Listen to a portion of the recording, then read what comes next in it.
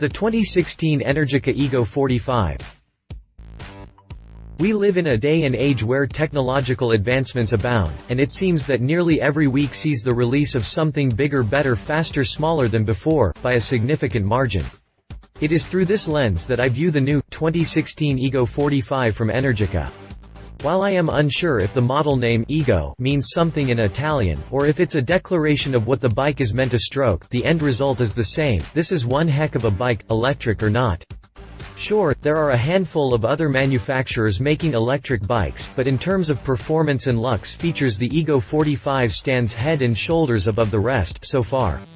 Any ambiguities in the name ends with the number 45, as this is to be a numbered, limited production model with only 45 scheduled to be built per special order. This adds an element of exclusivity to an otherwise already remarkable machine, and is sure to be a draw for riders who want that little something extra. Let's take a look at what else you get with the Ego45, other than membership to a rather exclusive only 45 in the entire World Club. Continue reading for my review of the 2016 Energica Ego45. Design. The Ego45 looks like exactly what it is, a straight-up street bike. Unlike the offerings by other current electric motorcycle manufacturers, it's difficult to tell at a glance exactly what the Ego has going on. This is due, in part, by the rather full front fairing and engine cowling that more or less follows contemporary sportbike design, with none of the slab-sided look offered by the Livewire from Harley-Davidson or Impulse TT from Victory, for instance.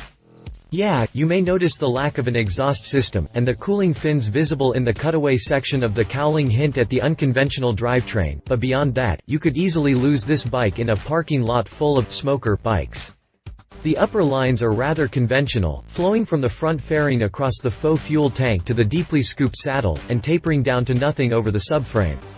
The result, a balanced, sporty-looking bike that's not quite as all up front as some of the naked street fighters or superbikes out there today.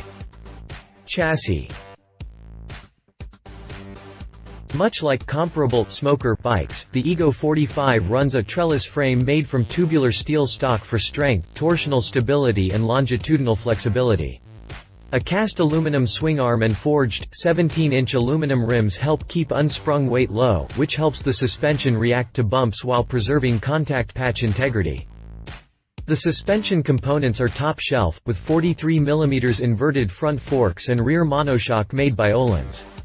Suspension at both ends come with the full trinity of adjustments: compression damping, rebound damping and spring preload, so you can dial in your preferred ride. Too bad the factory didn't use the Öhlins electronically controlled suspension system with preset maps, but it does add weight and draw power, and the designers had to stop somewhere, I guess. Front brake disc diameter is about as big as it gets at 330 mm, and the rear disc isn't exactly what you would call tiny at 240 mm.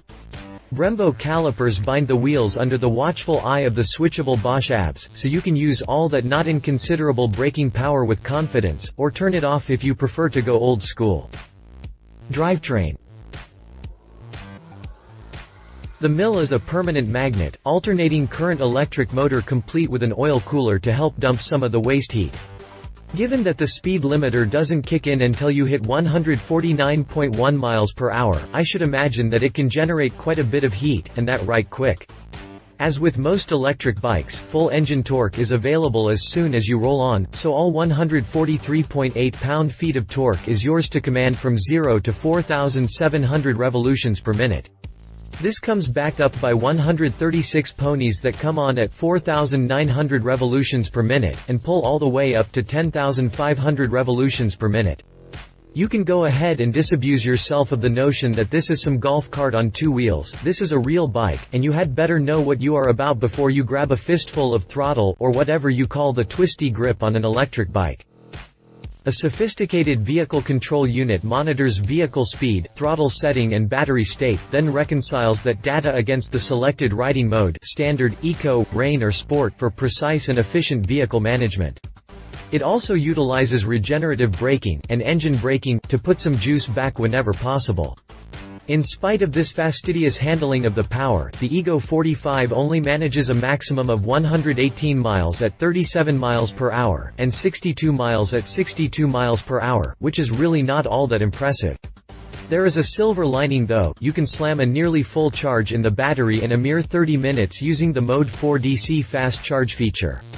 This is the fastest claimed charge time of any manufacturer I have seen yet, and this goes a long way toward increasing the practical utility of the bike.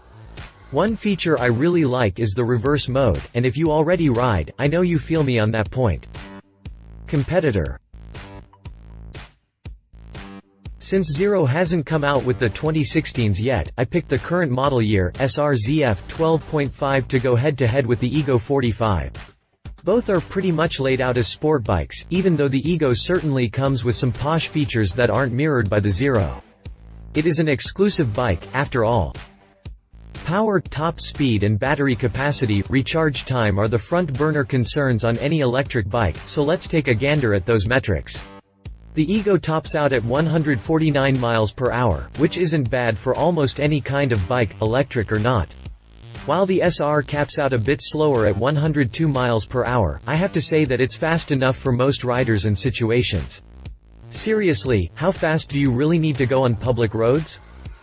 Even though it is slower, the Zero enjoys longer legs with a claimed combined mileage of 102 miles at 70 miles per hour, significantly higher than Energica's stated range of 62 miles at 62 miles per hour. Even though the Ego has an impossibly fast recharge time, if you have access to 60 amp, 330 VDC power for the quick charge, and a decent standard charge time of 3.5 hours for 95%, the Zero is no slouch either with a 1.9 hour, 95% charge time with max charging accessories. As with anything else, it's a trade-off, but I think I prefer the longer range over brute power. He said. I can't get over how much better electric vehicles are getting, and the power and speed shown by the Ego45 demonstrates that we are almost to a point where we can have our cake and eat it, too. Clean transportation is great and fine, but the brutal truth is it will never catch on until people can avail themselves of the technology without having to sacrifice their lifestyles or riding habits to do so. Not only does the Ego provide performance that would impress, scare most riders, it comes with some swanky features that move it beyond the realm of basic transportation towards status symbol country. Folks, we are almost there. She said. My wife and fellow rider, Alan Hinton, says, the torque in these electric bikes is just phenomenal, and it's right there. You don't have to wind the bike up to find it. Considering the weight of the battery, the bike is surprisingly balanced with about 53% of the weight in the front and 47% in the rear.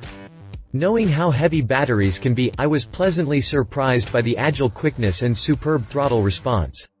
Based in Modena, Italy, Energica shares the landscape with such names as Ferrari, Lamborghini and Ducati, names Americans associate with speed, precision and quality. Specifications. If you liked this video, please share your thoughts in the comments below and don't forget to hit the subscribe button.